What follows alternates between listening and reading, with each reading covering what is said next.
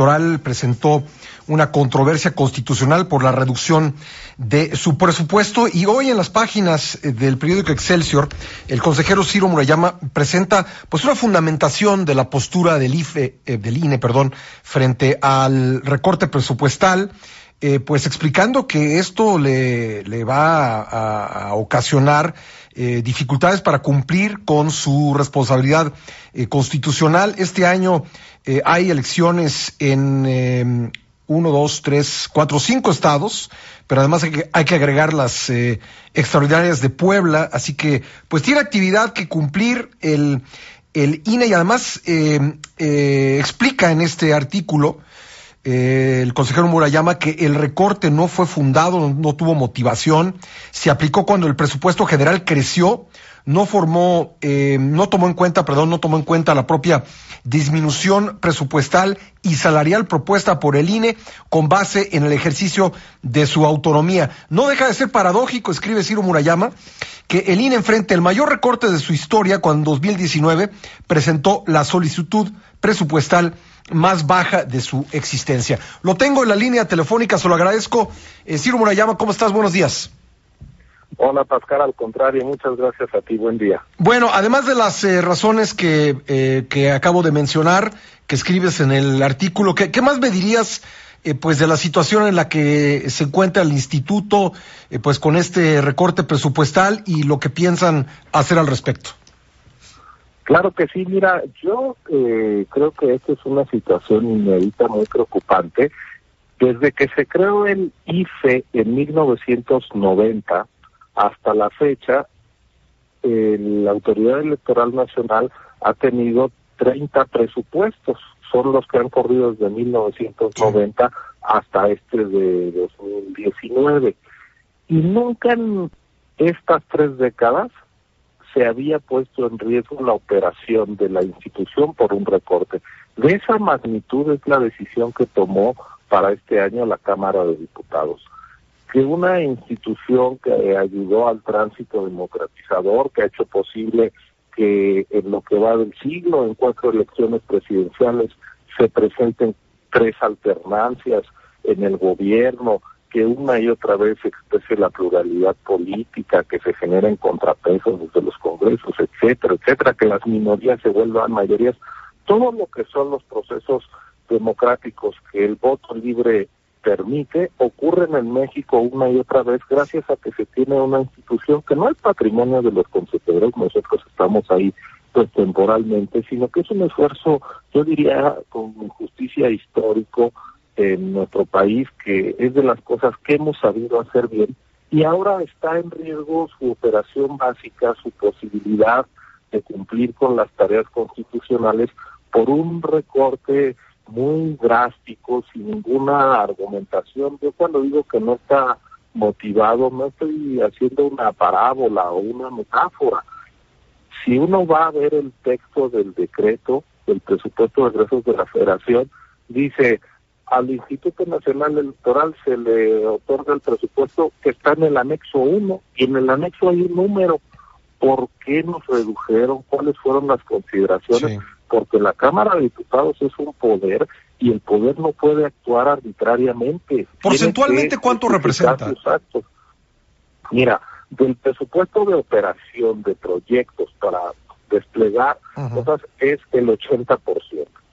En términos agregados es el 8.4%, pero hay cosas que pues no podemos dejar de hacer. Por ejemplo, una tercera parte del gasto del INE se va fijo a mantener el padrón electoral actualizado. Sin padrón no hay elección confiable, y además en los hechos estamos brindando un servicio público que es entregar a ya prácticamente 90 millones de ciudadanos su identificación oficial de forma gratuita. El INE es la única instancia del Estado mexicano que a todos los ciudadanos, sin cobrarles un peso, les entrega una identificación confiable que es validada en instituciones bancarias, para trámites públicos, etcétera, etcétera. Este año tenemos pensado entregar 15 millones de credenciales, y ahí se va el grueso de dinero, o es la mayor partida, para ser preciso, de gasto del INE.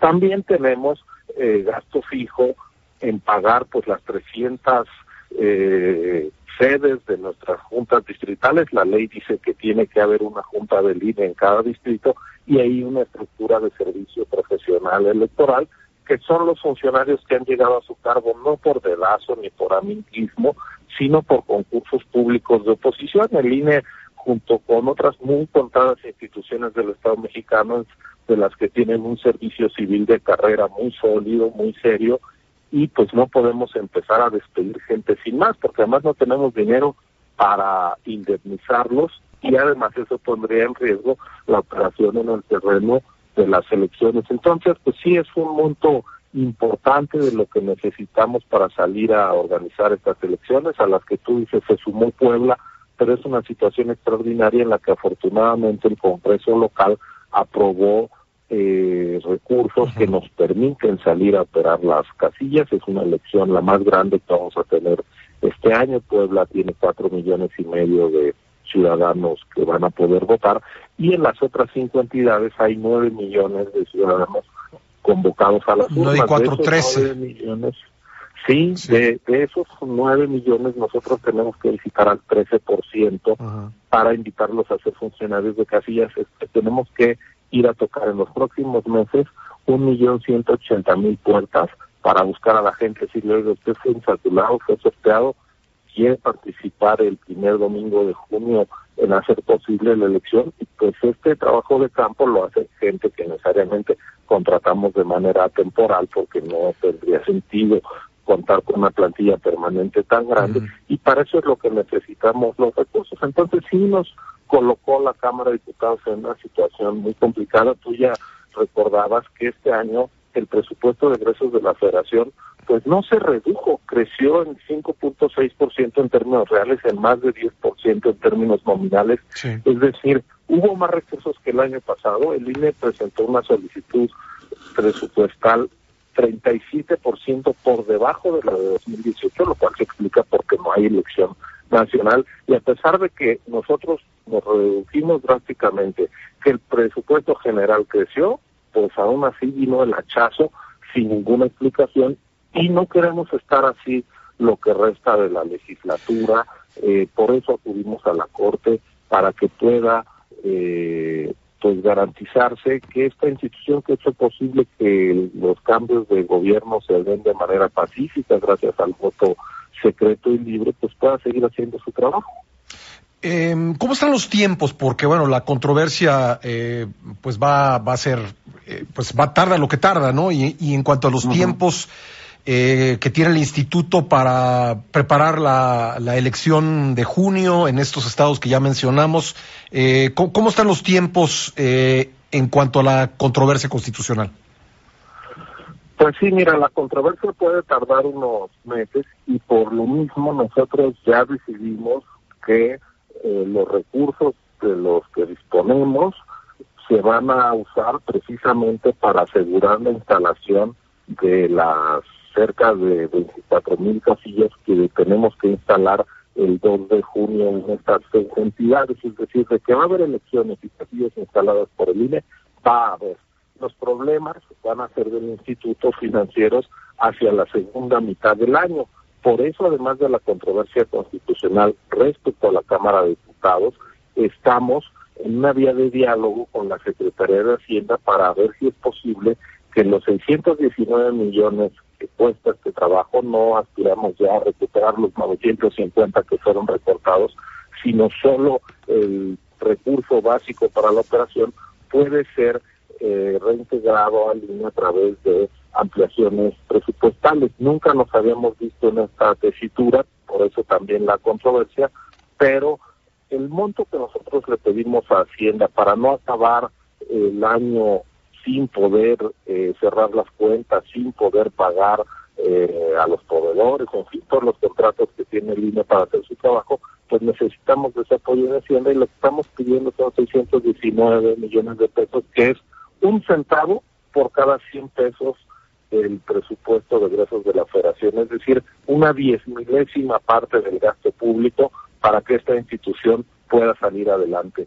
No es una cifra difícil de alcanzar, y confiamos en que se pueda encontrar con la Secretaría de Hacienda. Entonces, si tuviéramos malas respuestas en Hacienda, si no prosperara la controversia, que yo espero que sí, pues estaremos en un problema de finanzas del instituto hacia la segunda mitad del año, pero en junio las elecciones van.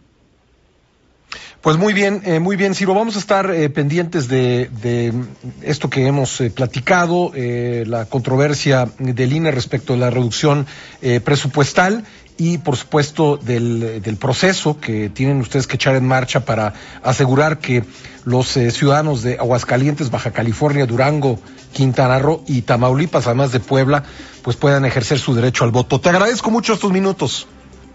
Gracias a ti, muy buen día, Pascal. Gracias. Bueno, si usted quiere pues leer esta fundamentación que hace Ciro Murayama de las razones por las que el INE está impugnando el recorte a su presupuesto, la puede encontrar en las páginas editoriales de Excelsior.